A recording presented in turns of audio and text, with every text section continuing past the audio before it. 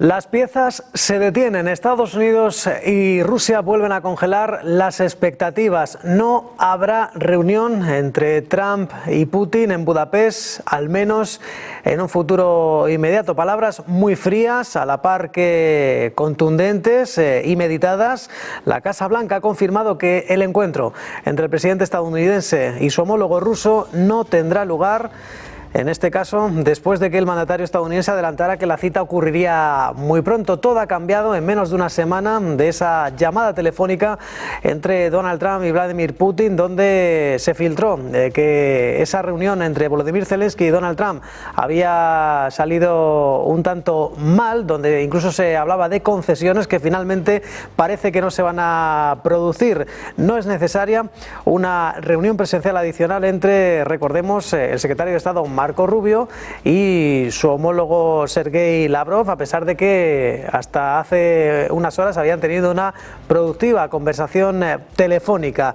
Donald Trump, que no se reunirá con Vladimir Putin en Budapest porque dice no quiere una reunión desperdiciada ante la evidente falta de progresos en las negociaciones para un alto el fuego en Ucrania. I don't want to have a wasted meeting. I don't want to have a waste of time, so I'll see what happens. But we did all of these great deals, great peace deals. They're all peace deals, agreements, solid agreements, every one of them. But this one, and I said, go to the line of battle, the battlefield lines, and you pull back and you go home, and everybody take some time off because you got two countries that are killing each other. Two countries that are losing 5,000 to 7,000 soldiers a week. So we'll see what happens. We haven't made a determination. Asking the Justice Department to look into the federal investigations into you and look for compensation. Un encuentro que ya de por sí nacía fallido, ya que no se había anunciado una fecha todavía, simplemente se había hablado de Budapest y alrededor de las próximas 2 semanas, y que se ha tenido que posponer después de una conversación entre los dos jefes de la diplomacia, Marco Rubio y Sergei Lavrov, en el que supuestamente abordaron esos preparativos de la cumbre. A pesar de que decían ambas partes que había sido productiva, todavía no se dan las condiciones necesarias. Un Donald Trump, no obstante, que sigue confiando todavía en que se produzca un alto fuego. On Ukraine, do you still see a chance for a ceasefire? And what is Putin asking for? Do you still see a chance for a ceasefire? And what is Putin asking for? I do. It's a vicious look. It's a vicious war. It doesn't really affect us. We sell equipment to them. We sell equipment to NATO, and NATO gives it to Ukraine, but we don't pay anything anymore. Biden spent $350. El portavoz del Kremlin, Dmitry Peskov, lejos de mostrarse sorprendido por esa posible suspensión de la reunión de Budapest, rebajaba las expectativas de ese encuentro entre Trump y Putin porque decía no puede suspenderse algo que no se ha concretado. Un Peskov que alegaba que no se acordaron fechas y que faltaban muchos detalles para que pudiera producirse una reunión. Послушайте, у нас есть понимание президентов, но нельзя отложить то, что не фиксировалось. То, что не фиксировалось. Ни президент Трамп, ни президент Путин не называли точных сроков. Нужна подготовка, серьезная подготовка. Вы слышали заявления и американской стороны, и нашей, что на это может потребоваться время. Поэтому здесь, собственно, каких-то точных сроков обозначено. Y el canciller ruso Sergei Lavrov, en la misma línea, aseguraba que a día de hoy no se dan las condiciones necesarias de seguridad para que Putin llegue hasta Budapest. Lavrov, que también advertía las exigencias de Washington de firmar un alto el fuego y a dejar las líneas de frente tal y como están en este momento. El ministro de Exteriores ruso, que afirma que eso sería abandonar las causas profundas del conflicto. Команду провоцируют и поляки, которые оправдали этот террористический акт, имея в виду удары по северным потокам. И поляки теперь и сами готовы совершать террористические акты. Вот я тут слышал, что господин Сикорский угрожал, что безопасность самолета президента Путина в случае его направления в Будапешт на предлагаемый вероятный саммит с Трампом, безопасность Путина в воздушном пространстве Польши обеспечит. Mientras tanto, el presidente Donald Trump, que ha rechazado la idea de que esa conversación con Vladimir Putin haya sido inútil, asegurando que no se ha referido a tales afirmaciones. Recordemos que Donald Trump ayer convocaba a los periodistas en la Casa Blanca, donde afirmaba que nunca se sabe qué es lo que va a pasar y señalaba que los anuncios sobre el conflicto se harían en 2 días. En cuanto a esa posibilidad de un alto el fuego, un Donald Trump que, eso sí, reconocía que cree que todavía hay una posibilidad, pero añadía que realmente no les afecta porque, dice, no están perdiendo soldados estadounidenses en esa línea. Un Trump que dice que cree que Putin quiere que termine la guerra, al igual que Zelensky, y por lo tanto cree que terminará. No obstante, niega que se trate de tiempo perdido, esa conversación que mantuvo el pasado jueves con Vladimir Putin. Y Volodymyr Zelensky sugería que Rusia casi automáticamente se ha vuelto menos interesada en la diplomacia después de que Estados Unidos parece que vaya a retrasar esa entrada, ese envío de misiles Tomahawk. Un Zelensky que hacía uso de la red social Telegram, donde escribía que pronto se reunirá con los socios europeos y se producirán eventos importantes a finales de esta semana. Dice que habrá un acuerdo sólido, en muchos sentidos completamente nuevo, sobre sus capacidades de defensa. Decía Zelensky que Ucrania ha expresado una vez más su disposición a poner fin a la guerra, que se reunieron con Donald Trump, donde acordaron en Washington intentar organizar un diálogo tal y como sucedió en el frente actual. Trump, que recordemos, ya había citado que Washington no estaba listo para suministrar Tomahawks a Ucrania, alegando riesgos de seguridad nacional. Натомість Росія знову робить все, щоб зіскочити з дипломатії. І як тільки питання далекобійності для нас, для України стало трохи далі, то майже автоматично Росія стала вже менш зацікавленою у дипломатії. Ми провели зустріч з президентом Сполучених Штатів Америки, і ми домовилися, що саме так спробуємо організувати діалог на лінії, яка є зараз. Саме таким був сигнал президента Трампа і його команді. Це було і публічно. Лінія фронту може бути початком дипломатії. Y el secretario general de la OTAN, Mark Rutte, que viaja a Estados Unidos para reunirse con el presidente Donald Trump en Washington, una visita que coincide con una mayor actividad diplomática en cuanto al conflicto en Ucrania, ya que Donald Trump todavía no consigue resolverlo. La Casa Blanca, que ya indicaba que esa reunión en Budapest finalmente no se llevará a cabo en un futuro inmediato. Un Mark Rutte y Donald Trump que se reúnen en un marco incomparable, en un momento en el que las posturas aún siguen muy enfrentadas entre Moscú y Kiev.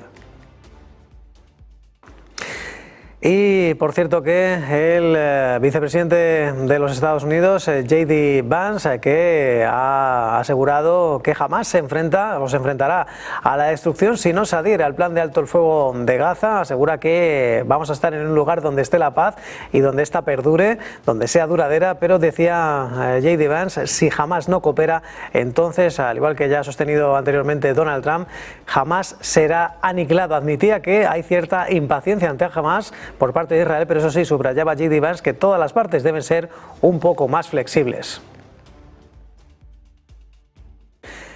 Y el presidente estadounidense Donald Trump, que advertía a Hamas que hay varios países aliados dispuestos a entrar en Gaza con una fuerza considerable si violan los términos del plan de paz impulsado por Washington, y aseguraba que espera que el grupo militante haga lo correcto. Un Donald Trump que a través de Truth Social aseguraba que varios de los nuestros, dice, ahora grandes aliados, dice, en Oriente Medio y en áreas cercanas, le han informado de forma explícita y enfática que están dispuestos, dice, si él lo solicita, a entrar en Gaza con una fuerza considerable para enderezar a Hamas si sigue actuando de forma incorrecta. Y Jared Kushner, el asesor principal del presidente estadounidense y yerno de Donald Trump, que asegura que Israel y Hamas están en transición tras 2 años de guerra muy intensa, hacia una situación de paz. Desde Israel, y durante una conferencia junto al vicepresidente J.D. Vance, recordemos, además de Steve Witkoff, Kushner explicaba que el Centro de Coordinación y Monitoreo desarrollado por el Comando Central de Estados Unidos está trabajando sobre la zona para fortalecer la cooperación en materia de rehenes. de entrada de ayuda humanitaria, así como la seguridad nacional. Kastner, que también destacaba los avances en la recuperación de los cuerpos de los rehenes y elogiaba la, dice, sorprendente sólida coordinación entre Israel y Naciones Unidas para garantizar la entrada de ayuda humanitaria. Mientras tanto, recordemos Reino Unido, que ha desplegado un alto comandante y un pequeño equipo de tropas en Israel para ayudar a supervisar un frágil alto el fuego en Gaza. Lo ha confirmado el secretario de Defensa, John Healey. Este despliegue que viene de esa solicitud directa de Washington y que ocurre apenas unos días después de que la secretaria de Relaciones Exteriores, Yvette Cooper, dijera que no había planes para ello. El oficial británico, que servirá como adjunto de un comandante estadounidense en ese centro de coordinación cívico-militar, y que también incluirá personal de Egipto, Qatar, Turquía y Emiratos Árabes Unidos. Las fuerzas británicas, que incluyen expertos de planificación, no operarán dentro de Gaza. Y el secretario de Estado estadounidense, Marco Rubio, que ha tenido una conversación telefónica con el primer ministro iraquí, Mohammad Shia al-Sudani, para revisar el progreso de las iniciativas comerciales estadounidenses en Irak, así como la cooperación en materia de seguridad regional.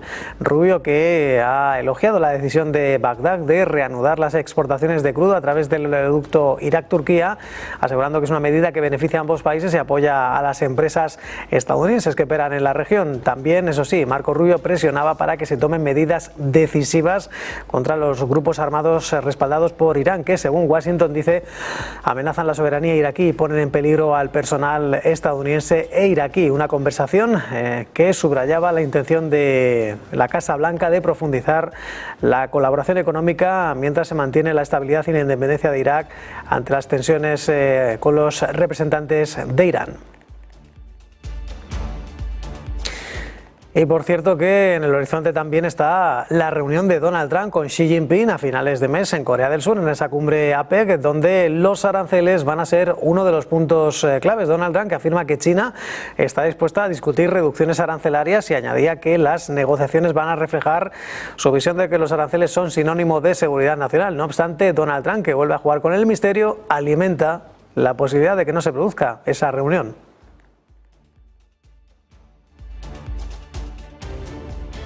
And again, I have a great relationship with President Xi. I expect to be able to make a good deal with him, and he'll make a good. I want him to make a good deal for China, but it's got to be fair. For years, they were making $500, $600, $700 billion, $700 billion, and we'd be making nothing. It was a one-sided. Honestly, we built their military.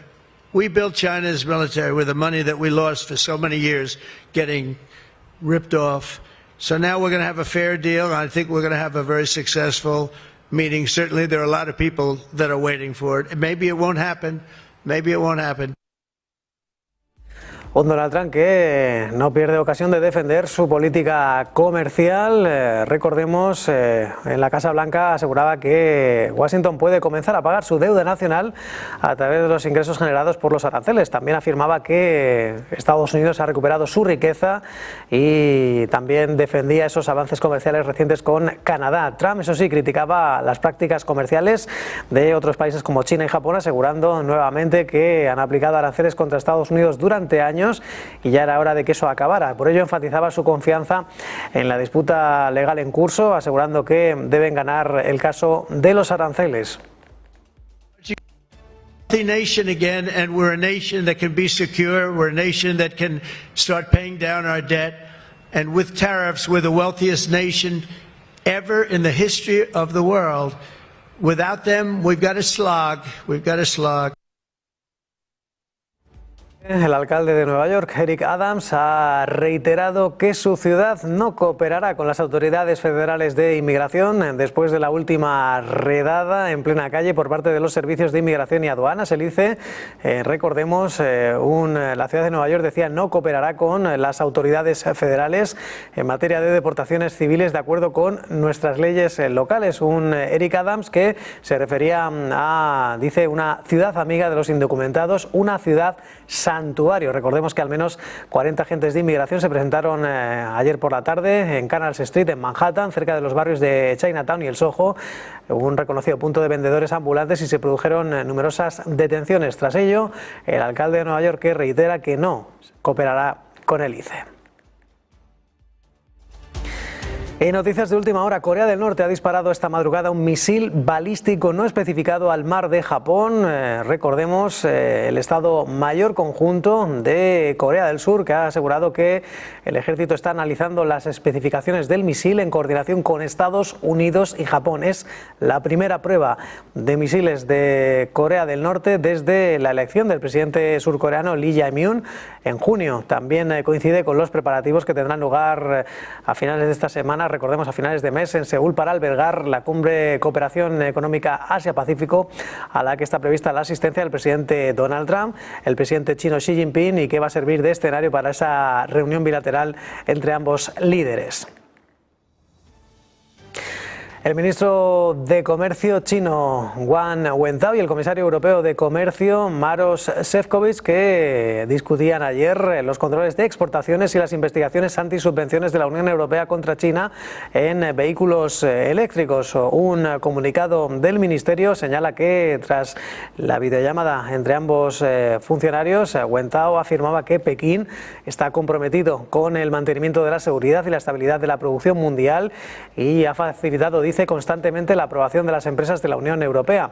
En cuanto al asunto de Nexperia, el ministro chino, que afirmaba que China se opone tajantemente a que se generalice el concepto de seguridad nacional y por ello espera que Bruselas desempeñe un importante papel constructivo. Instaba también a los Países Bajos a adherirse al espíritu del contrato y a los principios del mercado. Por la parte europea, Maroš Šefčovič subrayaba que el bloque de los 27 están dispuestos a colaborar con Pekín para gestionar adecuadamente esas fricciones económicas y comerciales. Ambas partes, que han acordado seguir manteniendo conversaciones para discutir el control de las exportaciones en Bruselas lo antes posible.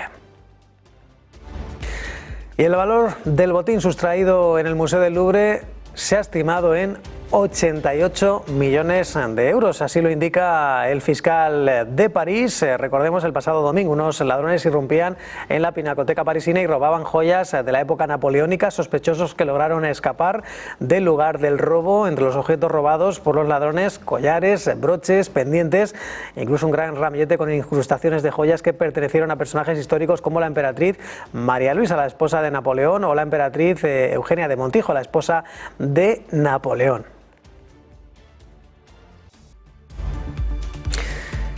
Y el presidente francés Emmanuel Macron, lejos de renunciar a la polémica reforma de pensiones que ha impedido estabilidad política durante la actual legislatura, asegura que debe reabrirse el debate sobre las pensiones y por ello decía que el primer ministro quiere reabrirlo también, Sébastien Lecornu, y que también varios sindicatos y patronales ya han expresado su deseo de reanudarlo.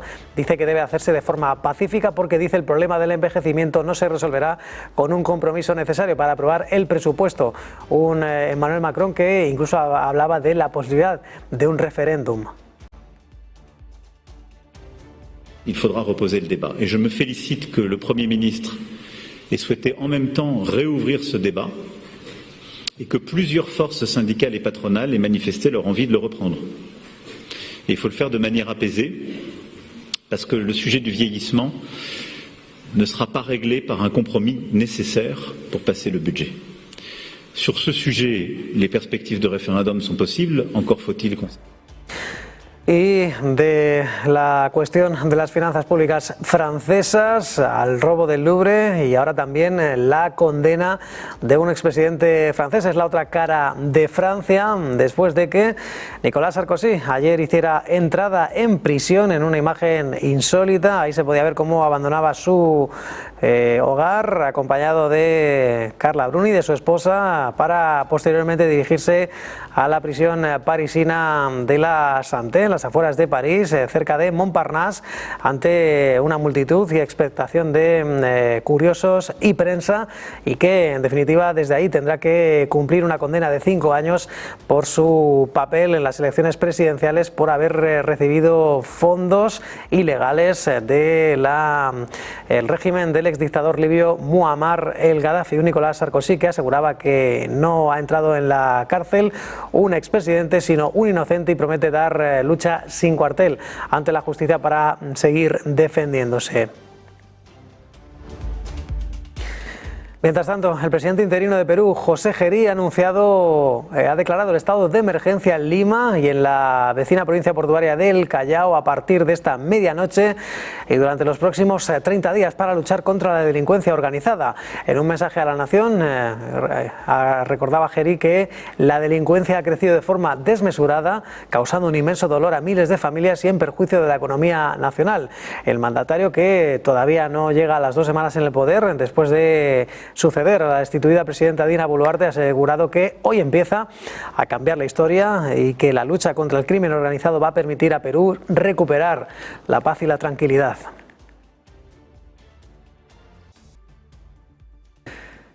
Y llegamos ya al 22º día de cierre del gobierno federal y el presidente Donald Trump, que critica duramente al Partido Demócrata acusándolo de tener al gobierno como rehén. Asegura que, eso sí, está dispuesto a reunirse con legisladores demócratas, pero solo si el Congreso vota primero para reabrir el gobierno. Decía Donald Trump que le gustaría reunirse con los demócratas, pero ha hecho una excepción: solo se reunirá si permiten la apertura del país. Un Donald Trump que, recordemos, venía a contestar asegurando que el gobierno tiene que estar abierto.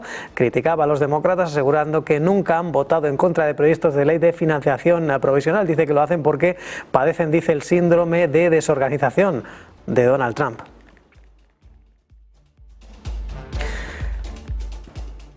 Y Scott Bessent, el secretario del Tesoro, que ha asegurado que el plan de ayuda para Argentina, que incluye ese programa de intercambio de divisas, swaps, valorado en unos 20.000 millones de dólares, no es un rescate financiero, sino un paquete de estabilización económica. Un Scott Bessent que aseguraba que este acuerdo, formalizado la pasada semana, es un puente hacia un mejor futuro económico para Argentina y no un rescate. Palabras del responsable de las finanzas de Estados Unidos, que llegan después de algunas voces críticas, incluyendo a millones de estadounidenses que han participado la pasada semana en protestas contra el gobierno de Donald Trump, acusándole de, en este caso, aprobar lo que consideran un rescate financiero para un aliado político en un momento que está marcado por el cierre de gobierno federal.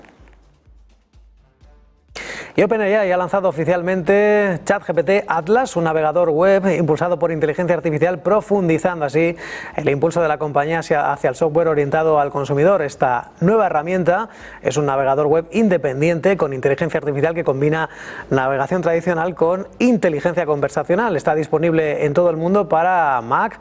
Recordemos Atlas, que ofrece soluciones como el resumen en el navegador, memoria o un modo agente que permite a la inteligencia artificial actuar en nombre de los usuarios. Recordemos, presentado por Sam Altman en una transmisión en vivo, varios miembros del equipo de OpenAI, Atlas lo han descrito como una nueva forma de entender cómo los usuarios interactúan con la web. Este modo agente, actualmente limitado a los usuarios de ChatGPT Plus y Pro, permite que el navegador realice tareas como reservar vuelos, editar documentos o navegar por sitios web de forma autónoma. Subidas para Alphabet, por cierto, del 3% tras esta noticia, aunque la protagonista del mercado al cierre, Netflix, que informaba de que sus ingresos en el tercer trimestre aumentaron un 17% hasta los 11.510 millones de dólares y en línea con las previsiones de los analistas. Los resultados de la gigante de contenidos, que tenía también unos ingresos operativos que ascendieron a 3.250 millones de dólares, también a doble dígito, un 11,6% más, mientras que las ganancias, los ingresos netos, alcanzaron los 2.540 millones de dólares. El gigante del streaming, que además prevé que sus ingresos para el conjunto del año se sitúen en 45.100 millones de dólares, dentro del rango pronosticado en el trimestre anterior. Asegura la compañía que están terminando el año con muy buen ritmo y que tienen una emocionante programación para el cuarto trimestre y que incluye, entre otras cosas, la cuarta temporada de Stranger Things, temporadas de The Diplomat o Nobody Wants This. Y Wall Street ayer extendía su racha de ganancias por tercera sesión consecutiva, respaldada por los resultados empresariales. Un Dow Jones que dejaba más de 300 puntos de ganancias, impulsado por Coca-Cola y 3M, las cuales ganaban más de un 3% tras publicar unos resultados que batieron expectativas. S&P 500 que subía de forma leve, un 0,2%, ante los sólidos desempeños de General Motors, Warner Bros., Discovery o Dayhanner. Warner Bros., recordemos, y Discovery que subían hasta un 10%. Discovery después de asegurar que están explorando una posible venta, y con Netflix y Comcast como partes interesadas. General Motors se disparaba casi un 15% después de elevar su guidance, sus previsiones para el año y superar las expectativas de ganancias en el tercer trimestre. Recordemos, más de las 3/4 partes de las empresas del S&P 500 que han publicado hasta ahora resultados han batido las expectativas de ganancias. En la agenda del día, hoy los inversores que van a estar atentos al dato de inflación y al índice de precios de producción en Reino Unido. En Estados Unidos, atentos a la publicación de las solicitudes semanales de hipotecas, y en el plano empresarial, Unicredit o SAP presentan resultados en Europa. En Estados Unidos, turno para Moody's o CME Group. 7:25, hacemos una pequeña pausa en Business Connection.